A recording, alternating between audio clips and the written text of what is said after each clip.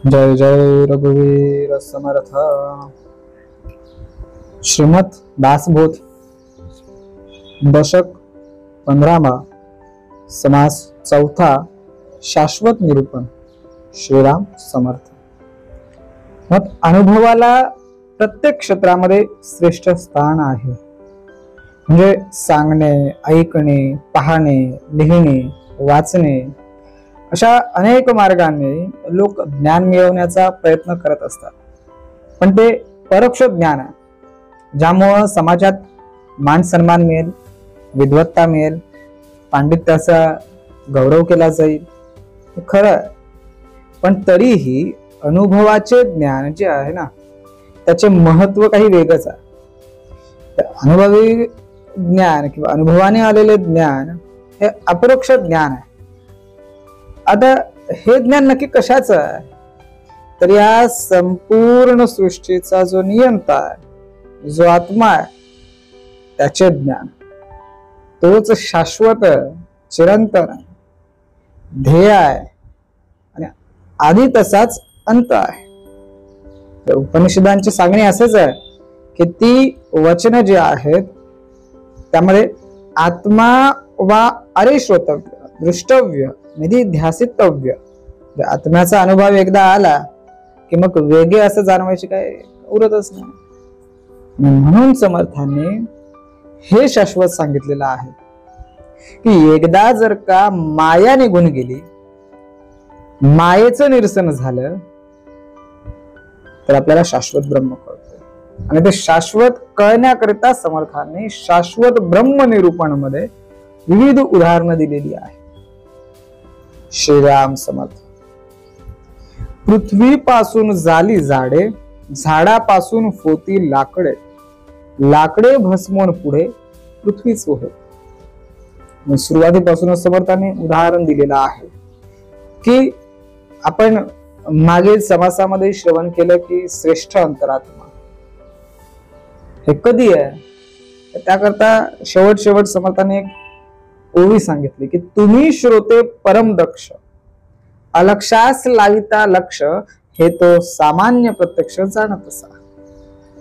म्हणजे श्रोत्यांनी जर का या ठिकाणी जर व्यवस्थितरित्या, चतुरपणे, सावधपणे, म्हणजे हे तर तुम्ही आहेतच, पण आणखीन त्यामध्ये जर का लक्ष दिलं, हेच तर खरं परमातत्व आहे ना।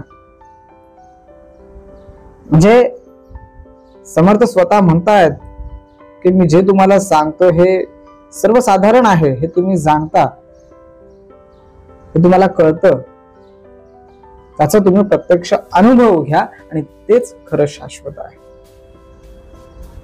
म्हणजे हे सगळं देण्याचा उद्देश, हेतू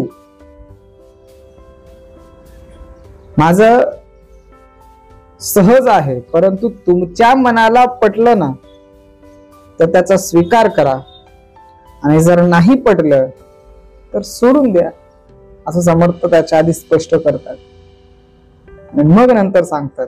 म्हणजे पहिल्यांदा सांगतात तुम्हाला नाही पटलं तर सोडून द्या, पटलं तर घ्या, पण त्याच्या पलीकडे ते घेण्यासाठी समर्थ म्हणतात की तुम्ही श्रोते परम दक्ष, म्हणजे तुम्ही एवढे सावध आहात, चतुर आहात, अभ्यासू आहात, म्हणजे तुम्हाला नक्कीच ते समजेल, कळेल, लक्ष देता तुम्ही, हे समर्थांना त्याच्यामध्ये म्हणायचं। मग हे जेव्हा आपल्याला लक्षात येतं त्या वेळेमध्ये आपल्याला शाश्वत कळू शकतं, अन्यथा शाश्वत कळणार नाही। मग शाश्वत काय आहे हे आपल्याला पाहायचं आहे।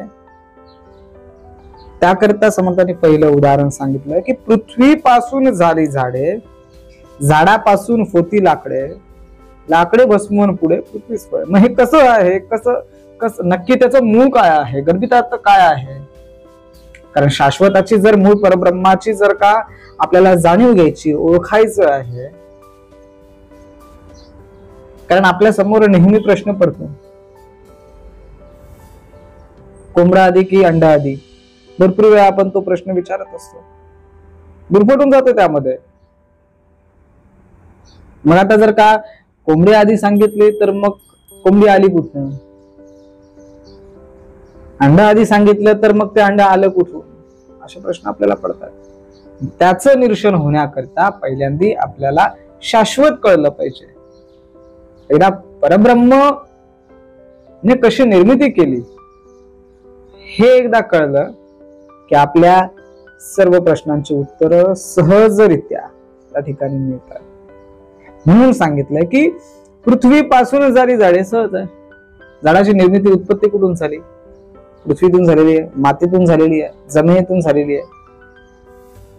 पाणी घातलं, झाड तयार झालं, तर तो भाग वेगळा आहे. त्या झाडांपासून मग नंतर काय तयार होतं? लाकडं तयार होतात. झाडापासून होती लाकडे. लाकडे भस्मन पुढे पृथ्वीच होते. पुन्हा आपण ते लाकडांचा वापर कशासाठी? वेगवेगळ्या गोष्टींसाठी करतोय. फर्निचर करतोय, वेगवेगळ्या वस्तू बनवतोय, काही आगीसाठी सुद्धा वापरतोय. फर्निचर जरी केला तरी काही कालांतराने ती खराब होतं, तुटून जातं. शेवट त्याचा अंत काय आहे? पृथ्वीच आहे. समर्थांना यामध्ये सांगायचं असं आहे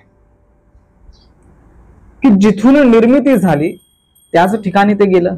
तुम्ही त्याच्यापासून काहीही बनवा, वेगवेगळ्या आकर्षक वस्तू बनवा किंवा त्याचा वापर वेगवेगळ्या क्षेत्रांमध्ये करा, परंतु शेवट तो कुठे जाणार आहे ना? तिथेच जाणार आहे.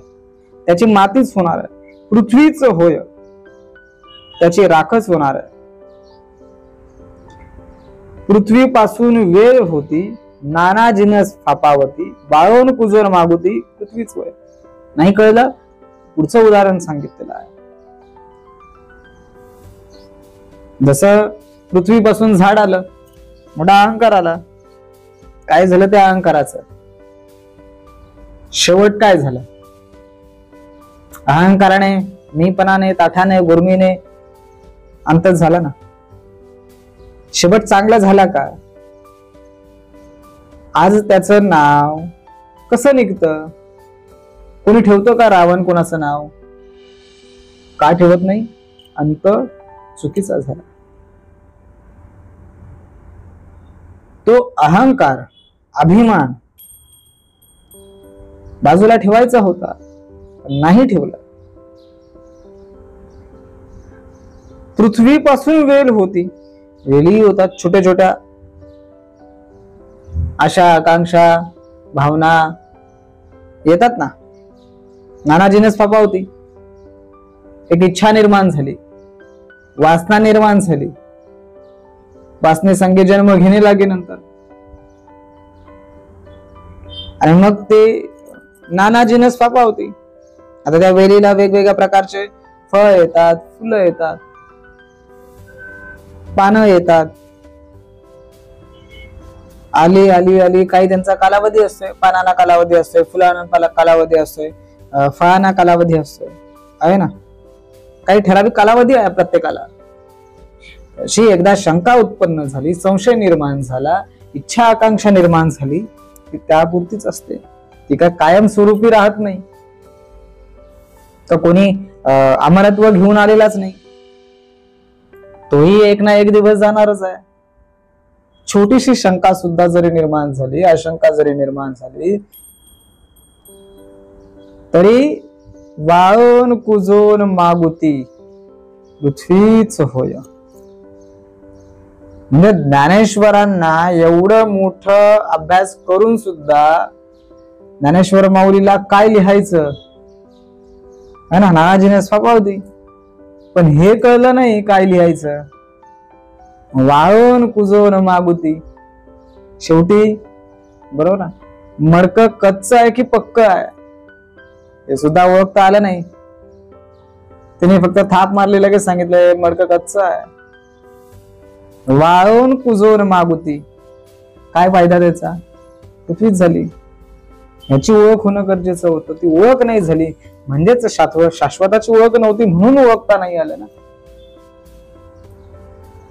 सर्पाचं चाबूक हातामध्ये बसलाय वाघावर, म्हणजे सर्व सजीव सृष्टीवर त्याने ताबा मिळवला होता, बरोबर की नाही.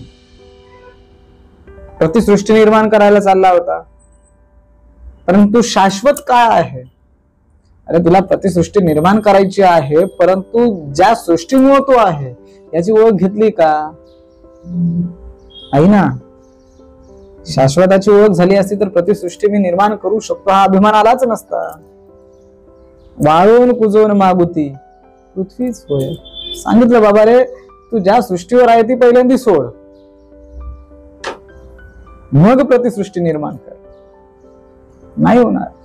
वाळून कुजोर मागुती पृथ्वीच होय. नाना धाग्यांची नाना अन्ने मनुष्य करीती भोजने, नाना विष्ठा नाना बमणे पृथ्वीच होय. आता धान्य दाखवले, वेगवेगळ्या प्रकारचे धान्य आहेत, कडधान्य आहेत, वेगवेगळ्या प्रकारचे आहेत धान्य, तृणधान्य आहेत, कडधान्य आहेत, है ना, वेगवेगळ्या प्रकारचं अन्न आहे, भाजी आहे.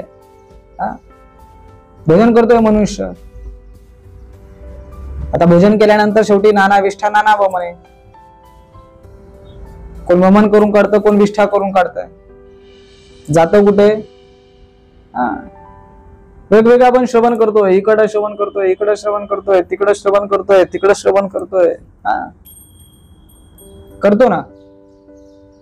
वेगवेगळे परमार्थ करतोय, वेगवेगळ्या ठिकाणून अभ्यास अवलोकन करतोय, ज्ञान घेत असतो, घेतोय आपण. आचरणात आणतो का? इकडून ऐकायचं, इकडून सोडून द्यायचं. नाना विष्ठा नाना बमणे, घेतलं ना. नाना धान्यांची नाना अन्ने, वेगवेगळ्या प्रकारची आपण चव घेतली. त्या परमार्थात गेलं तिकडनं घेतलं, त्या परमार्थात गेलं तिकडनं घेतलं, पण शेवट काय? नाना विष्ठा नाना बमणे, निष्पन्न काहीच नाही. पृथ्वीच होय. नाना पक्षादिकी भक्षिले,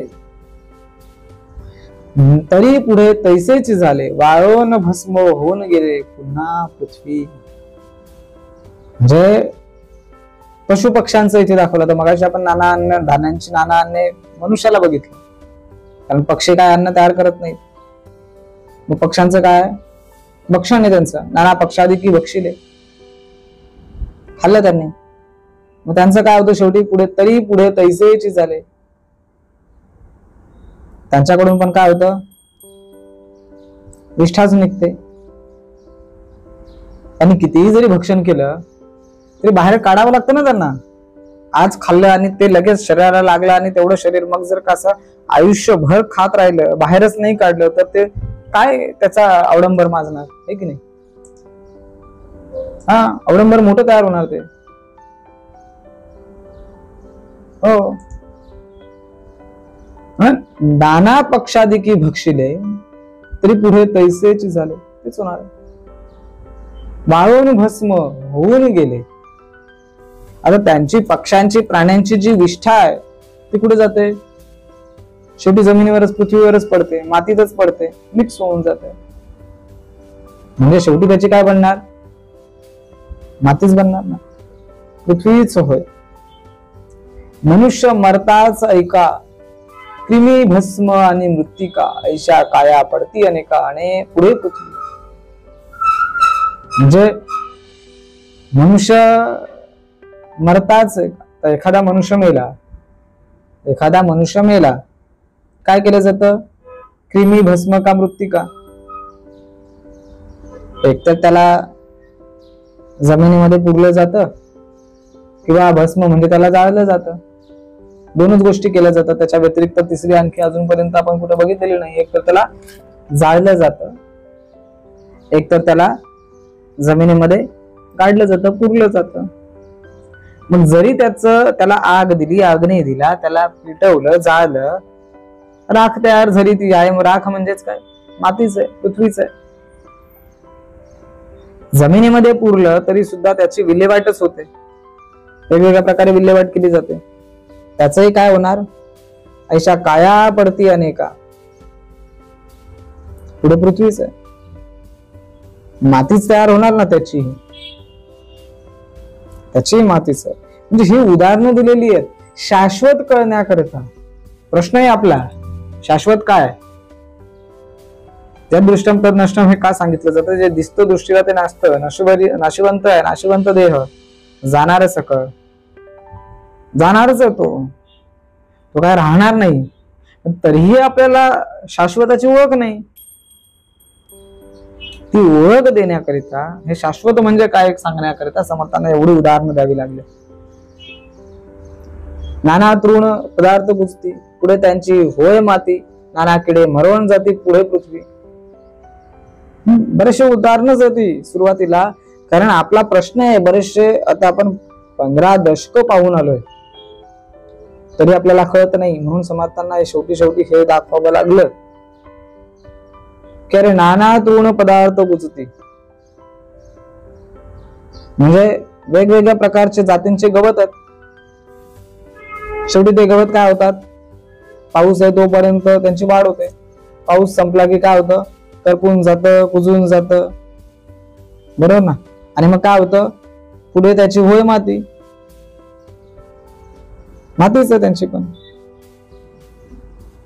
नाना किडे मरून जाती, त्याच्यावर असलेले काही कृमी आहेत, किडे आहेत, छोटे छोटे मोठे मोठे जे पण काही असतील ते मरून जातात. त्यांचंही काय होते? मातीच होते. पदार्थ दाटले अपार, किती सांगावा विस्तार, पृथ्वी वाचून थार कुणास आहे. आता काय म्हणतात समर्थ बघा, कित्येक आता एवढी उदाहरणं दिलेली आहेत. कशाचं उदाहरण द्यायचं? अशा गणित पदार्थ या पृथ्वी तलावर आहेत. पदार्थ दाटले अपार, मर्यादा नाही. आता मर्यादाच नाही, किती सांगावा विस्तार. किती सांगत बसायचं याचा विस्तार? एक एक गोष्ट जर घेतली तर दिवसभर त्याचं विवरण चालणार. म्हणजे सांगायचं किती, त्याचा विस्तार किती करत बसायचा. पृथ्वी वाचून थार कोणास आहे. तुम्ही कोणतंही उदाहरण घ्या, कुठलेही या, मनुष्य फिरून फिरून फिरून फिरून फिरून फिरून 84 लक्ष योनी शेवटी भोगणच आहे. किती सांगावं? विस्तार करायला गेलं वेळ नाही. त्याचा अंत हा पृथ्वीच आहे. तुम्ही कितीही वेगात शोधण्याचा प्रयत्न करा, म्हणजे सर्वांना आश्रय देणारे शेवटी एकच आहे, ते म्हणजे पृथ्वी. आणखी उदाहरण त्यांनी दिलेले आहेत. झाड पाले आणि तृण, पशु भक्षिता होते सेन, खात मूत भस्म मिळून पुन्हा पृथ्वी. जनावरे काही खातात, पशु भक्षिता होते सेन, झाडाचा पाला पचोला खातात, किडे कृमी असतील, गवत खातात, काही कीटक असतात, पक्षी असतात, पशु आहेत, ते भक्षण करतात, खातात, ते त्यांचं अन्न आहे. आपणही, आपलं पण अन्न आहे ना. एखाद्याच्या घरामध्ये जाऊन डोकं व्हायचं, त्यांच्याकडे काय चाललंय हे आपण भक्षण करतो. त्याने असं केलं, त्याने तसं केलं, त्याचं असं आहे, त्याचं तसं आहे, दुसऱ्याचं भक्षण केलं. मिश्रण झालं, शेवटी काय? विचार बदलले, आले कुठे? शेवटी त्याच ठिकाणी. पशु भक्षिता होते सेन, द्वैत अद्वैत दोन्ही भाग, खात मूत भस्म मिळून काय? शेवटी शेण झालं. खात म्हणजे खत तयार होतं त्या शेणाचं. मूत्र असेल तेही खत म्हणूनच वापरलं जातं. राख होते शेवटी त्याची. शेवटी हे कुठे जातं? पुन्हा पृथ्वी. उत्पत्ती स्थिती संहारते, ते पृथ्वीस मिळून जाते, जितके होते आणि जाते पुन्हा पृथ्वी. काही होऊ दे, उत्पत्ती स्थिती संहार. उत्पत्ती होते, ते वाढतं आणि शेवटी नष्ट होतं. या तीनच प्रक्रिया घडतात. याच्या पलीकडे घडत नाहीत. फक्त त्यांना प्रत्येकाला वेगवेगळ्या प्रकारचा कालावधी आहे. काहींचा कालावधी कमी आहे, काहींचा कालावधी जास्त आहे. प्रत्येकाला वयोमर्यादा ठरवून दिलेली आहे. म्हणजे उत्पत्ती होते, स्थितीनुसार त्याचं पालन पोषण त्याच्या त्या मर्यादेनुसार होतं आणि शेवटी संवार. ते पृथ्वीच मिळून जातं. मग ते काही असू दे, शेवटी हे झाल्याच्या नंतर, संवार झाल्यानंतर ते पृथ्वीलाच मिळणार. जितके होते आणि जाते पुन्हा पृथ्वी, म्हणजे जे पण काही येणार, जे पण काही बनते ते निघून जाते आणि शेवटी ते काय होतं, पृथ्वीच, मातीच त्याची बनते. त्याच्या पलीकडे काहीही बनत नाही. नाना बीजांची या राशी दृढून लागती गगनासी, पुढे शेवटी पृथ्वीशी मिळून जाते. म्हणजे आता बीज बघितलं, बिया, आपण एखादं पेरणी करतोय, पेरणी केल्यानंतर काय होतं, ते उगवतं. भात असेल, भात पेरणी केली आपण, एखादं लागवड केली आपण, बियाणं लावल्याच्या नंतर, एखादं बियाणं लावल्याच्या नंतर ते उगवलं, त्यापासून वेगवेगळ्या गोष्टी तयार झाल्या, उंच उंच उंच उंच वाढत गेलं. विरळून लागते गगनाचे, आपल्याला असं वाटतं की ते उंच उंच उंच उंच चाललंय, आकाशाला कुठंतरी गवसणी घालतंय. होईल का? त्याच्या वाढीला काहीतरी मर्यादा आहे ना. खरंच आकाशालाच भिडेल का ते? चाललंय, एखादं आपण झाड लावलं, उंच उंच उंच उंच ताडाचं माडाचं झाड लावलं, चाललंय, उंच वाढत चाललंय, उंच वाढत चाललंय, उंच वाढत चाललंय. किती वाढणार? लागणार का आकाशाला? नाही ना. शेवटी एक दिवस संपणार आहे, त्याची मर्यादा आहे काहीतरी. मनुष्य जीवन जगतोय, जीवन जगतोय, जीवन जगतोय, जीवन जगतोय, 150 वर्ष झाले, 200 वर्ष झाले, मर्यादा आहेत. एखादं कर्म केल्याच्या नंतर त्याच्या कर्माचरणाच्या मध्ये आपण म्हणतोय की नाही, नाही, पाप येतोय. पाप कर्माला पण काही मर्यादा आहेत. एक दिवस पापाचा गळा भरतोच तो कितीही त्याने कर्म करू द्या, ते एकदा घडा भरला की त्याला सोडावं लागतं. तसं ते उदाहरण देण्याकरता पिकाचं उदाहरण सांगितलेलं आहे. आपण पेरणी केली, उगवलं, तयार झालं, त्याची कापणी केली, कापणी केल्याच्या नंतर आपण काय करतो, आता आपण भाताचं उदाहरण केलं. पावसाळ्यामध्ये आपण पेरणी केली, पिकाची लावणी केली, सगळं व्यवस्थितरित्या बनवलं, तयार झालं, भात झालं. आता कापणी केली, कापणी केल्यानंतर झोडणी केली. जे चांगलं होतं, ज्याचं भात तयार झालं, तांदूळ तयार झालं, ते आपण ठेवून दिलं. जे नव्हतं ते आपण पुन्हा आणलं. त्याचा उपयोग तण म्हणून, तृण म्हणून केला जातो, खाद्य म्हणून जनावरांना दिला जातो, प्राण्यांना दिला जातो. नाही प्राण्यांना दिला तो शेवटी शेतीमध्ये जातोय, त्याचा रात केला जातो, भाजलं जातं, शेवटी ते मातीच होय. पुढे शेवटी पृथ्वीशी मिळून जाते. प्राण्यांना दिलं, पशूंना दिलं, खाना म्हणून दिलं, त्याचं ही खाल्ल्याच्या नंतर त्याचं शेण तयार होतं, म्हणजे ते पृथ्वीतच जात आहे ना. लोक नाना धातू पुरीती, बहुता दिवसा होय माती, सुवर्ण पाषाणीची गती तैसीच आहे. बरेचसे लोक जमिनीमध्ये पुरून ठेवतात, कशासाठी? डबल होण्यासाठी. होणार आहे का ते? करायचे, काही जण करतात, अजूनही करतात. धातू एखादा पुरून ठेवतात, 4 वर्षात 5 वर्षात डबल होणार. होईल का? नाही होणार ना. असा काही एखादा काळ लोटला की शेवटी त्याची मातीच बनणार आहे. मग ते एखादी मौल्यवान वस्तू असू दे, हिरे, मोती, रत्न, सोना, चांदी, काही असू दे, त्यांची पण अवस्था तीच होणार आहे. फक्त त्यांचा कालावधी आहे. आता आपण लोखंड जर पकडला, लवकर माती होणार, लवकर खराब होणार, लवकर गंजतो. स्टील असेल, अल्युमिनियम असेल, प्लास्टिक असेल, हेही खराब होतात, माती होते, पण त्यांना वेळ लागतो, 1000 वर्ष लागतात. म्हणजे तुम्ही कितीही त्याची पळवाट करण्याचा किंवा त्याच्यावर वेगवेगळ्या गोष्टी करण्याचा प्रयत्न केला तरी सुद्धा शेवटी त्याचा अंत तिथंच आहे. ते काही बदलणार नाही. म्हणजे सुवर्ण पाषाणाची गती तैसेच आहे. मातीचे होते सुवर्ण आणि मृत्तिकेचे होती पाषाण, महाअग्नी संगे भस्मोन पृथ्वीच होय. बघा आता इथे महत्वाचं सांगितलंय. सोनं कुठं बनतंय? कोण सांगेल कसं काय हे शक्य आहे? अरे खाणीतून आलं ना. खान म्हणजेच काय, पृथ्वी, पृथ्वीतूनच आलं, त्या मातीतूनच आलं, त्याच्यापासूनच ते बनलेलं आहे. कोण बनवायला गेलं नाही सोनं, बनवायला गेलं होतं नाही ना. आणि मृत्तिकेची होती पाषाण, बरोबर की नाही. माती कशी बनते आता हे आपल्याला काही वेगळं सांगायला नको, आपण शिकलेलो विज्ञानामध्ये. मोठे मोठे दगड असतात, निसर्गाच्या नियमानुसार दगडांचं घर्षण होतं, बरोबर की नाही, होतं ना. हा, घर्षण झालं का, घर्षण होऊन होऊन होऊन होऊन वाऱ्याने, हवेने, पाण्याने, बरोबर ना. पाण्यामध्ये पण होतं, नदीमध्ये वाहून वाहून वाहून वाहून त्यांचं घर्षण होतं, ते लहान लहान लहान लहान होत जातात, त्याची वाळू तयार होते, शेवटी एक दिवस त्याची माती तयार होते, धूळ तयार होते, ठीक आहे. पण ते पृथ्वीच आहे ना.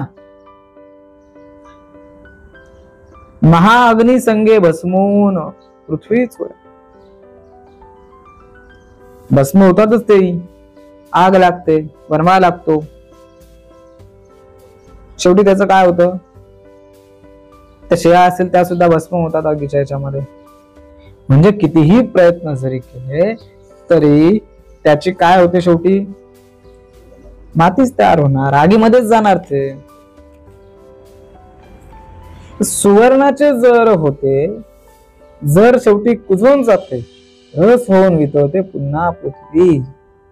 म्हणजे आता आपण का, जर जर म्हणजे काय, जेव्हा एखादं घडवलं जातं, दागिना घडवला जातो, त्या सोनाराच्या भट्टीमध्ये एखादं अशुद्ध सोन्याचं कोणताही धातू असेल तो टाकल्यानंतर त्याचं पाणी तयार केलं जातं आणि अशी तार काढली जाते, त्याला जर म्हटलं जातं, बरोबर की नाही. हा, आता किती दिवस ठेवणार आपण ते, एक ना एक दिवस ते पण छोटे छोटे सोनं त्याची झीज होणारच आहे ना. वर्षानुवर्ष वर्षानुवर्ष आपण तसंच ठेवून दिलं, हजारो वर्ष ते सोनं राहील का? तसं नाही राहणार ना. जर शेवटी कुजून जाते, तिला बघा काळवंट, ते आपण 4-5 वर्षामध्ये जर का सोनं वापरतो आपण, त्याच्यामध्ये पाहतो सतत सतत त्या सोन्याचं काय होतं, घर्षण हे ते होतं, त्याच्यावर वेगवेगळे थर बसतात, काळवंट, झीज होते, कधी कधी सोनं कमी होतं. आपण म्हणतो अरे माझ्या आजोबाने दिलेलं सोनं एवढं होतं, 10 ग्राम होतं, आता माझ्या नातवंडांना द्यायचंय, पतवंडांना द्यायचंय, ते सोनं तर 10 ग्रामचं 5 ग्राम झालं, मग 5 ग्राम गेलो कुठे, कुठे गेलं हे असं. कारण एवढ्या पिढ्या गेल्या ना तुमच्या 5-6 पिढ्या गेल्यानंतर म्हणजे 100 वर्षांचा 200 वर्षांचा कालावधी गेला त्याच्यामध्ये. म्हणजेच एवढ्या कालावधीमध्ये त्याचं घर्षण झालं, झीज झाली, हळूहळू करता करता करता करता ते सुद्धा काय होतं, पुन्हा पृथ्वी. तसं विचारांचं आहे. आपण जन्माला आल्याच्या नंतर विविध प्रकारचं ज्ञान घेतो, विविध गोष्टी आपण शिक्षित होतोय, शिकवण घेत असतोय, आणि शेवटी शेवटी शेवटी शेवटी पुन्हा एकदा वृद्धापकाळामध्ये त्याच रूपांतर लहान मुलांच्याच विचारांमध्ये जात आणि भगवंताप्रती ते लीन होत. म्हणजे शेवटी परब्रह्माने निर्मिती केली आणि परब्रह्मामध्ये लीन झाले. लक्षात आलं. पृथ्वीपासून धातू निपजती, अग्नी संगे रस होती, त्या रसाची होय जगती कठीण रूप. आता वेगवेगळ्या प्रकारचे आपण धातू जे पाहतो हे कुठून येतात, पृथ्वीमधूनच येतात. म्हणजे एखादा आपल्याला दागिना घडवायचा आहे, दागिना काय डायरेक्ट मिळतो का, सहज मिळतो का, नाही ना, पृथ्वीमधूनच घेतला. त्या धातूला आपण वेगवेगळ्या प्रकारे भट्टीमध्ये टाकून किंवा नवीन प्रकार त्याच्यावर डिझाईन बनवून वेगवेगळ्या त्याला प्रोसेस आहेत, प्रक्रिया आहेत. त्या लक्षात लगेच मी आणलं, चला मी खाणीमध्ये गेलो आणि मला सोन्याचा हार तयार करून मिळाला, नाही. प्रक्रिया आहेत, वेगवेगळ्या प्रक्रिया आहेत. ते काढलं, त्याचं शुद्धीकरण केलं जातं, आगरीमध्ये त्या भट्टीमध्ये टाकलं जातं, त्याचं पाणी तयार केलं जातं, अशुद्ध त्याच्यामध्ये घटक आहेत ते बाजूला केले जातात. प्रक्रिया आहे. म्हणजेच जे वितवलं जातं त्याचं लिक्विड फॉर्म मध्ये तयार केलं जातं, त्याच्यानंतर त्याच्यापासून टिकाऊ वस्तू वेगळी तयार केली जाते. आता हे सगळं पृथ्वीचाच भाग आहे ना तो. नाना जासी गंधी सुटे ते पृथ्वीचे रूप प्रगटे, दिवसेंदिवस जळ आटे रूढे पृथ्वी. म्हणजे कधी कधी काय असतं बघा, त्या पाण्याला सुद्धा घाण वास येतो. पाहतो ना आपण, नाना जळासी गंधी सुटे, येतो ना घाणीचा वास. मग हा घाण वास म्हणजेच काय? तो वास येतो, घाण असेल चांगला असेल, चांगला कधी कधी येतो ना पाण्याला वास बघा. कधी चांगला वास येतो, कधी खराब वास येतो. मग चांगला आणि खराब वास म्हणजेच काय? पृथ्वीचा तो एक गुण आहे. पुढे काय होतं, एक दिवस त्या तळावामध्ये पाणी असेल किंवा त्या नदीमध्ये पाणी असेल, बरोबर ना? काय होतं, दिवसेंदिवस जळ आटतं ना, एक ना एक दिवस कमी कमी कमी कमी पाणी होत जातं. म्हणजे पाणी कमी होतं म्हणजेच काय? त्याचं बाष्पीभवन आपण विज्ञानामध्ये सगळ्या गोष्टी शिकलेल्या आहेत. पुन्हा ते म्हणजे ते जलचक्र आहे. आणि मग त्याच्यामध्ये शेवटी राहतं काय, त्या नदीमध्ये बघा, त्या ओढ्यामध्ये किंवा त्या डबक्यामध्ये ऊन पडतं, बाष्पीभवन होतं, पाणी निघून जातं, राहतं काय? हा, म्हणजे शेवटी पृथ्वीच आहे. पत्रे पुष्पे फळे येती, नाना जीव खाऊन जाती, जीव मरता जगती नेमस्त होय. आता वेगवेगळ्या झाडांवर वेगवेगळ्या प्रकारची पानं फुलं असतात. प्रत्येकाच्या मनामध्ये वेगवेगळ्या प्रकारचे विचार असतात ना. हा, वेगवेगळे असतात. ते पानं सुद्धा वाळून जातात, बरोबर काय? ती पानं त्याच्यावर असलेले कीटक जे आहेत ते कीटक खातात. आणि मग शेवटी जे कीटक तिथे असतात ते मरतात. त्याच्यावरच तो आपण भुंगा बघितला, त्या फुलावर बसतोय, शेवटी त्याच्यामध्येच मरून जातोय. मेला म्हणजेच काय झालं, जमिनीवर राहतो, म्हणजेच त्याची पुन्हा काय बनते, ते संपून जातं. पण त्याची बनते काय? पृथ्वीच ना, मातीच बनते ना. जितुका काही झाला आकार, तितुक्यास पृथ्वीचा आधार होत जाती प्राणी मात्र शेवट पृथ्वी. म्हणजे काही येऊ द्या, निर्माण होऊ द्या, अस्तित्वात येऊ द्या, त्या प्रत्येकाला आधार काय आहे? शेवट पृथ्वीच आहे. म्हणजे आपण जन्माला आल्याच्या नंतर आपल्याला आधार काय आहे? भगवंतच आहे. शेवटी त्याच्याच चरणी आपल्याला जावं लागेल. म्हणून म्हटलं जातं की आपल्याला काहीतरी या लोकातून परलोकामध्ये जायचं आहे, तर भगवंताचं स्मरण केलं पाहिजे, भगवंताचं स्तवन केलं पाहिजे. त्या पलीकडं काहीच नाही. आणि शेवटी आपल्याला आधार हा त्याचाच आहे. पृथ्वी म्हणजेच काय? भगवंताचाच आधार आहे. हे किती म्हणून सांगावे, विवेक अवघेचे जाणावे, खांजणी भाजणीचे समजावे मूळ तैसे. आता समर्थ म्हणतात की अरे हे काय सांगायचं, किती उदाहरणं द्यायची, किती देत राहणार उदाहरणं. एवढी उदाहरणं झाली, तीच उदाहरणं, ज्याचे त्यानेच स्वतः विवेकाची जाणीव ठेवून हे समजून घेतलं पाहिजे. ह्या सगळ्या घडामोडी ज्या आहेत, पान फूल पशु पक्षी झाड वेळ जेवढं काही नाना जिनस वस्तू धातू अन्न धान्य तृण हे जे काही सगळं सांगितलं ना, याचं मूळ आपण कुठं आहे हे शोधून घेतलं पाहिजे. हे किती म्हणून सांगावे, विवेक अवघेच जाणावे, खांजणी भाजणीचे समजावे मूळ तैसे. म्हणजे प्राणी जन्मत असतात आणि मरत असतात, परंतु त्यांचा शेवट त्यांचा अंत हा पृथ्वीमध्ये, त्या मातीमध्येच होतो. हे आपल्याला कळलं पाहिजे. म्हणजेच त्याचं मूळ काय आहे हे समजलं पाहिजे. आप जळून पृथ्वी झाली, आप आळून पृथ्वी झाली, जळून नाही, आप आळून पृथ्वी झाली, पुन्हा आपीच विराळी, अग्नी योगे भस्म झाली म्हणून. म्हणजे आता पाण्याचं काय झालं, पृथ्वीच झाली. आणि आटतं ना, उदाहरण घ्या, आपल्या फ्रीज मध्ये पाणी ठेवतोय आपण, काय होतं त्याचं, बर्फ बनला म्हणजेच काय बनलं म्हणलं ना, द्रवरूप होतो पाणी म्हणजे. त्याचं कशामध्ये रूपांतर झालं की नाही? पृथ्वीमध्येच गेलं. पाण्याचं रूपांतर पृथ्वीमध्येच झालं. पुन्हा आपीच विराली. म्हणजे एखादा का प्रलय आला, ज्वालामुखी आपण पाहतो, गरम आग असते, बरोबर ना. शेवटी काय होतं? शेवटी काय? अग्नियोगे भस्म झाली ना. शेवटी पृथ्वीच आहे. त्या आगीपासून, बरोबर ना, आपण बघितलं ज्वालामुखीचा काय प्रकार होतो. आब झाले तेजापासून. आता आब कुठून आलं? म्हणजेच पाणी कुठून आलं? तेजापासून आलं ना. आब झाले तेजापासून, पुढे तेजे घेतले सुखून.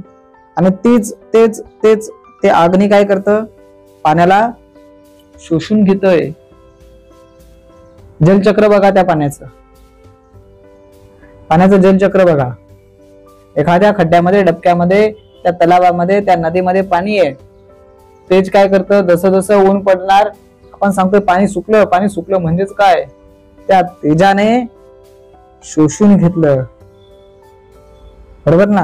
पुढे तेजे घेतले सुखुनी, ते तेज झाले वायुचनी. आता काय होतं?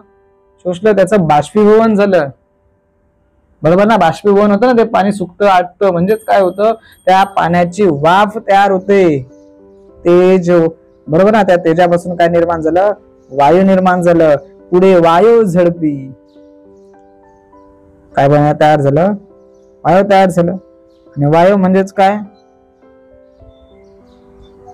हवेत मिक्स झालं ना, ते वातावरणामध्ये मिक्स झालं ते, बरोबर ना. वातावरणामध्ये मिक्स झालं म्हणजे आप झाले तेजापासून, पुढे तेजे घेतले सुखुनी, ते तेज झाले वायूचनी, पुढे वायू झडपी. आता त्या वायूपासून वायू गगनी निर्माण झाला. पुढे गगनीच विराला, ऐसे खांजणी भाजणीला बरे बा. बघा हा प्रकार काय का? वायू आकाशामध्ये गेला, पाण्याची वाफ झाली, बाष्पीभवन झालं, वाफ झाली, वर वर वर वर वर वर आकाशामध्ये गेला, म्हणजेच आकाशामध्ये मिक्स झाला. वायू गगनी निर्माण झाला, पुढे गगनीच विराला, त्याच्यामध्येच मिक्स होऊन गेला. बाष्पीभवनाची प्रक्रिया आपण सगळ्यांनी विज्ञानामध्ये आपण शिकतोय. त्या पाण्याला गरम झालं, पाण्याची वाफ झाली, ती वाफ वर गेली, त्याचे त्या हवेमध्ये मिक्स झालं, आकाशामध्ये मिक्स झाल्या, पुढे गगनीच विराला, ऐसे खांजणे भाजणीला बरे पहा. म्हणजेच हे उत्पत्ती स्थिती संहाराचा क्रम आहे. हा चालतच राहणार आहे. हा विचार तुम्ही समजून घ्या. हा खांजणी भांजणी म्हणजे काय? समर्थांनी इथे खांजणी भांजणी म्हणजे काय सांगायचंय की हा चक्र आहे, हे होणारच आहे, हे आपण समजून घेतलं पाहिजे. त्याच्यामध्ये कुठल्याही प्रकारचा बदल नाही. हे कालचक्र फिरतच राहणार आहे, वर खाली होतच राहणार आहे. याच्यापासून ते, त्याच्यापासून ते, त्याच्यापासून ते, त्याच्यापासून ते, शेवटी मूळ पृथ्वी सोय. हे आपण समजून उमजून घेतलं पाहिजे. जे जे जेथे निर्माण होते ते ते तेथे लया जाते, येणे रीती पंचभूते नाश पावते.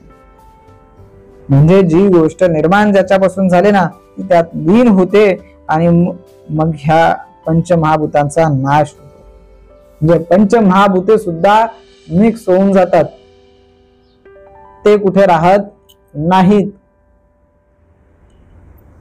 ही महाभूतांचा सुद्धा नाश होतोय, शेवट होतोय, त्यांचा सुद्धा अंत होतोय. म्हणजे ते निर्माणही होतात आणि त्यांचा अंतही होतो, ते कुठेही थांबत नाहीत.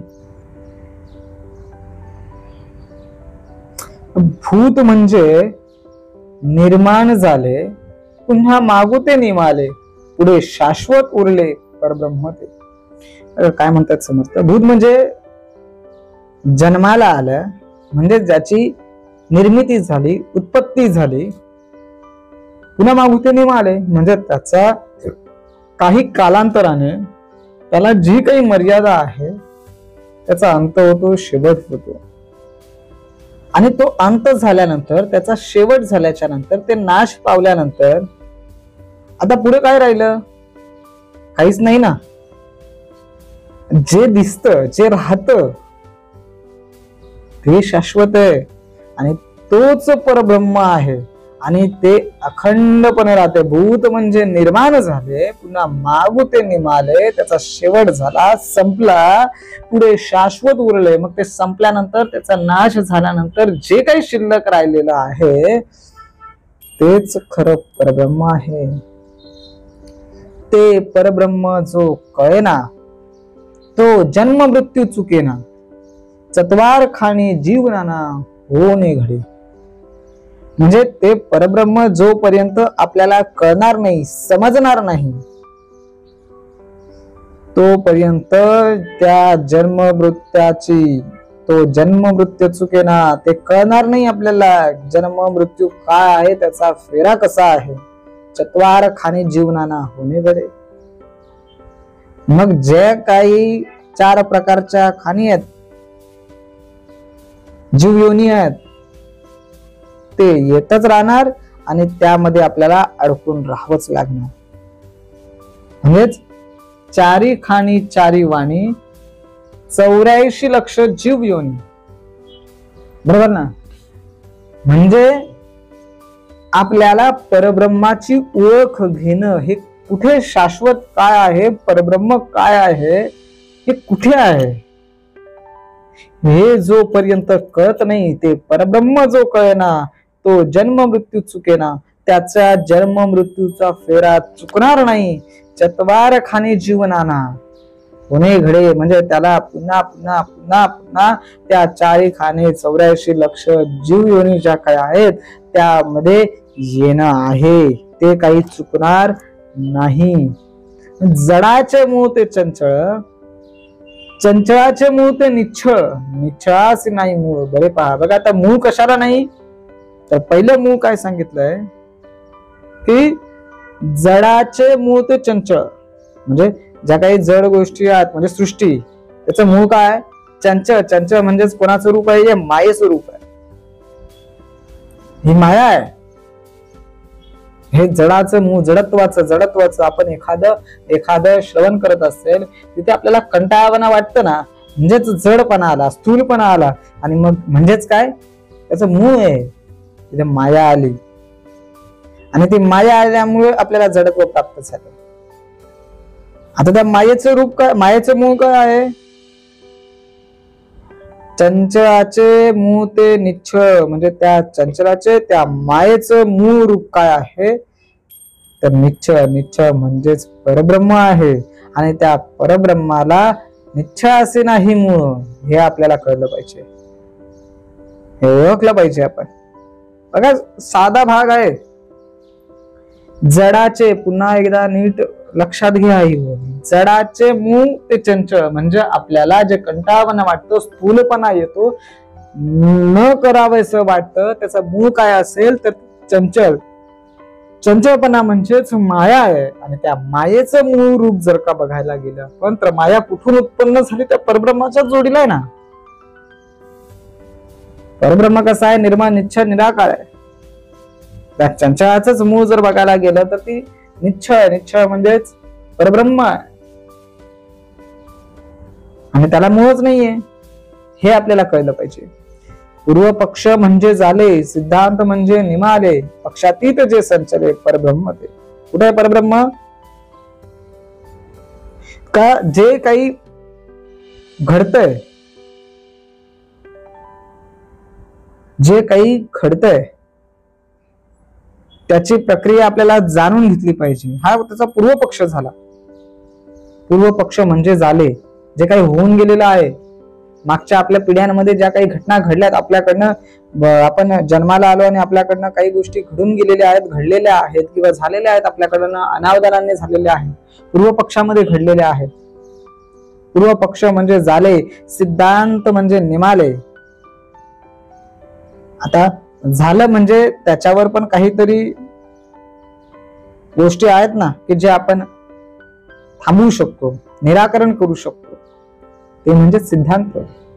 साधना करून भगवंता चरणी अर्पण करून, भगवंता चरणी लीन होऊन, भगवंताकडे आपल्याकडे आलेल्या गोष्टी आपण भगवंताकडे मांडल्याच्या नंतर त्याचं निराकरण होतं ना. वाल्या होता चुका घडल्या, त्यांनी बरेचसे अपराध केले, शरण गेला, मरा मरा करता करता कधी राम झाला हे कळलं नाही. सिद्धांत म्हणजे निमाले. पक्षातीत जे संचले परब्रह्म ते ओळखलं पाहिजे आपण. ह्या दोन्ही प्रक्रिया वेगवेगळ्या आहेत आणि त्यांच्यापासून जे काही अलिप्त आहे ना ते म्हणजे परब्रह्म. दोन प्रक्रिया वेगळ्या आहेत, पूर्व पक्ष आणि सिद्धांत.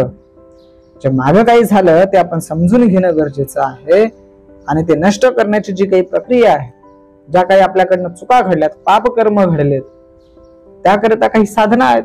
वाल्या कोळीने साधना केली, घडलं. त्या बिभीषणाने साधना केली, घडलं. हा सिद्धांत आहे. आणि त्याच्या अलीकडे जे काय आहे, त्याच्यापासून जे काय अलिप्त राहिलेलं जे आहे ते म्हणजे परब्रह्म. त्या परब्रह्माची आपण ओळख घेतली पाहिजे. हे प्रचितीने जाणावे, विचारे खुणेसी बाणावे, विचारे विण सिनावे तेच मूर्खपण. काय म्हटलं आता की परब्रह्म काय हे सांगितलं, पण हे काय असं सहज मिळत नाही, हे प्रचितीने जाणायला लागतं. आता परब्रह्माची ओळख घ्यायची आहे तर कुठे आपण गेलो आणि सांगितलं मला परब्रह्म दाखवा, नाही. हे प्रचितीने जाणावे, विचारे खुणेसी बाणावे.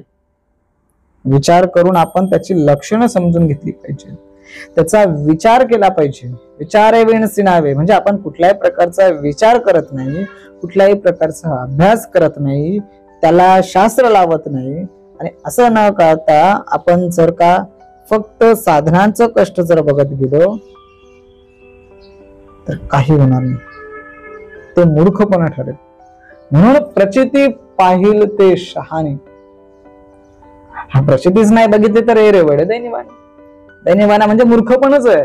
म्हणून प्रचिती पाहणं गरजेचं आहे. म्हणून समर्थांनी ते स्पष्ट सांगितलंय की हे जर का परब्रह्माची शाश्वत ओळख जर घ्यायची, परब्रह्म म्हणजे शाश्वत, याची ओळख जर का घ्यायची आहे तर आपण प्रचितीने जाणायला पाहिजे. विचारे खुणेसी बाणावे, त्याचा विचार केला पाहिजे, समजून उमजून घेतलं पाहिजे. आणि जर का आपण विचार न करता, कुठल्याही प्रकारचं समजून उमजून न घेता जर का आपण वायफळ चर्चा बाष्कळपण करायला लागलो तर ते मूर्खपण आहे. म्हणून ज्ञानी भिडेने दडपला, निश्चळ परब्रह्म कैसे त्याला. उगाच करीतो गलबला मायेमध्ये. आता विचारवंत आहे, अज्ञानी आहे, अभ्यासू आहे, सगळ्या गोष्टी त्याच्याकडे आहेत, पण भिडेने दडपला, तो या भिडेला बळी पडलाय. लोकांचं ऐकतो, कळतं, पण वळत नाही, म्हणजेच दडपला. निश्चय परब्रह्म कैसे त्याला. त्या निर्मळ निश्चय परब्रह्माची खरंच त्याला ओळख होणार का?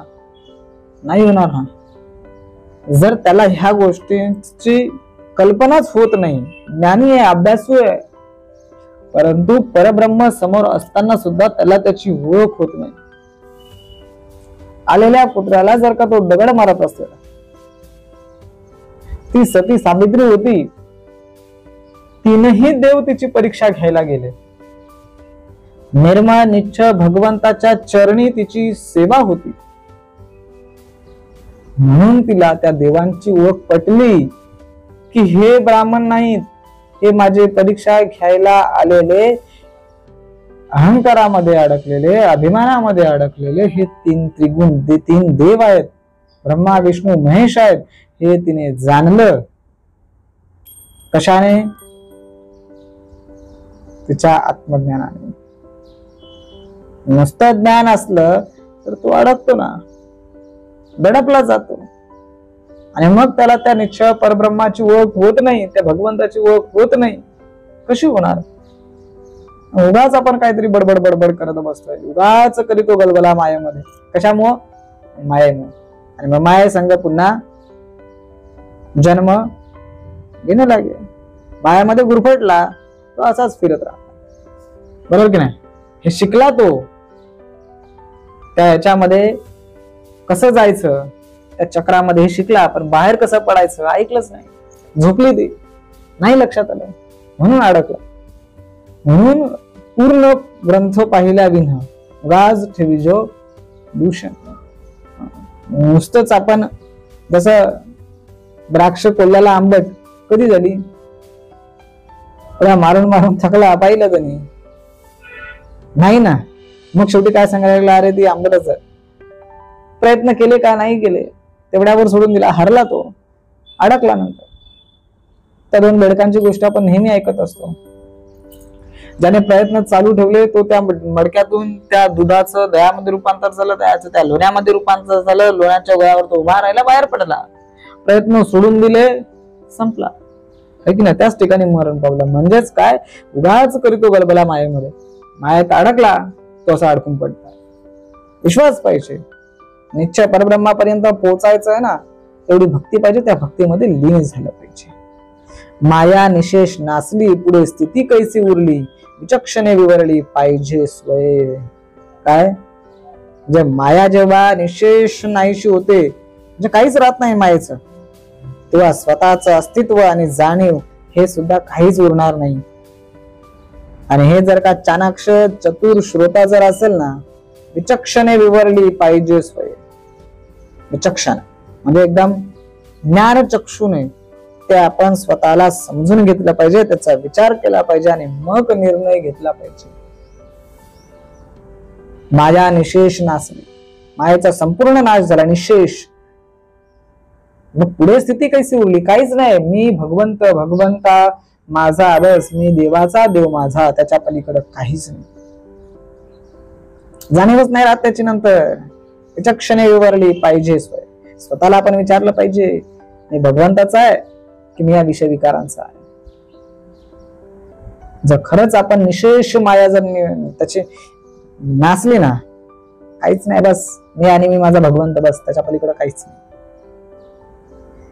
निशेष मायेचे निरसन होता आत्मनिवेदन, वाचांश नाही विज्ञान कैसे जाणावे. म्हणजे माया जेव्हा संपूर्णपणे नाहीशी होते ना, निशेष मायेचं निरसन, संपूर्णपणे काहीच नाही, पूर्णपणे त्या मायेचं निरसन होऊन जात. होता आत्मनिवेदन, तेव्हाच खऱ्या अर्थाने आत्मनिवेदन घडतंय. आणि वाचांश नाही विज्ञान कैसे जाणावे. जिथे शब्दांना पण वाव नाही ते विज्ञान आहे, आणि ते अनुभवण्याकरिता दुसरा कोणताही मार्ग नाही. काय शब्दांना वाव नाही तिथे, ते विज्ञान आहे. लोकांचे बोलो जो लागला तो अनुमानेच बुडाला, ज्या कारणे प्रत्ययाला पाहिलेच पहावे. काय आपण लोकांच्या मागे लागलोय, लोकांचे बोलो जो लागला, हा अरे हे कर, असं कर, तसं कर, हे असं नसतं ते तसं असतं. लोकांच्या बोलो जो लागला तो अनुमानेच बुडाला. कल्पनाच करणार तो, तर्क वितर्कच करणार तो, त्याच्यामध्येच बुडून जाणार तो. अरे ते असंच नाही, मग तिथे हा खरंच हे असं असेल का, लोकांच्या मागे लागला, अनुमानेच बुडाला, या कारणे प्रत्ययाला पाहिलेच पाहिजे. मग काय केलं पाहिजे आपण, स्वानुभवाच्या मागे लागलो पाहिजे. ते जाणलं पाहिजे, ते समजून घेतलं पाहिजे, ते उमजून घेतलं पाहिजे, स्वतः प्रचिती केली पाहिजे, स्वतःच्या डोळ्यांनी पाहिलं पाहिजे, स्वतःच्या कानांनी ऐकलं पाहिजे, स्वतः स्वानुभवाने त्याची त्याची प्रचिती घेतली पाहिजे, त्याचा अनुभव घेतला पाहिजे, त्या स्वानुभवाची आपण कास धरली पाहिजे. नाही मला त्याचा अनुभव झालाच पाहिजे. आपण लोकांच्या मागे लागतोय.